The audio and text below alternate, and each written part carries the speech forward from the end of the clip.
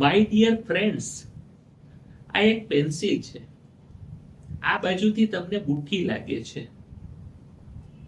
મારે તમને આ પેન્સિલ દ્વારા એવું સમજાવવું છે કે જીવનની અંદર ક્યારેક આ ધાર છે બુઠ્ઠી થઈ જાય એવું બની શકે.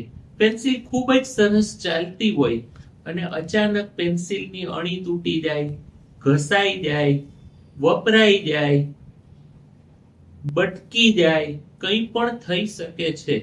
મિત્રો, જેવું આ પેન્સિલ સાથે થાય ને એવું જ આપણા જીવન સાથે પણ થઈ શકે છે. તો શું કરવું?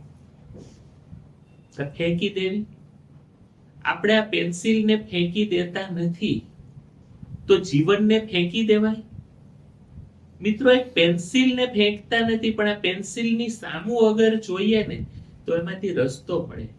સામું જોઈએ ને તો તરત એક ઝીણી ધાર દેખાય, કાળા કાળા કલરની. આપણને યાદ આવે કે અગર આને સંચામાં નાખીને ઘસશું ને તો મહેનત તો પડશે, એને છોલાવવું પડશે, એને તકલીફ પડશે, પણ અગર અણી નીકળી જશે ને, અણી નીકળી જશે તો પેલા હાલતી હતી ને એના કરતા સારી હાલવા મળશે. આવો અનુભવ તમારો છે?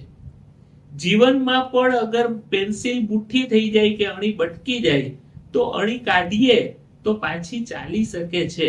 એટલે હું શું કહેવા માંગુ છું એ તમે સમજી ગયા હશો.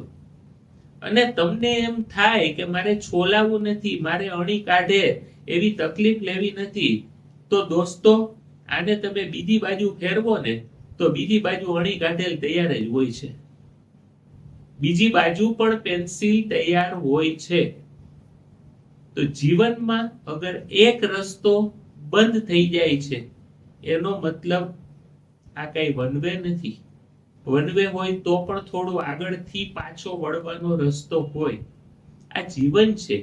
જીવનમાં એક રસ્તો જ્યારે ઈશ્વર બંધ કરે છે ત્યારે આવા અનેક રસ્તાઓ છે એ ખુલતા હોય, પણ હું એ જ દરવાજે અગર ધક્કા માર્યા રાખું તો ન પણ ખુલે. એટલે એક જ રસ્તો હોય એવું જરૂરી નથી. તમારું શું કહેવું છે?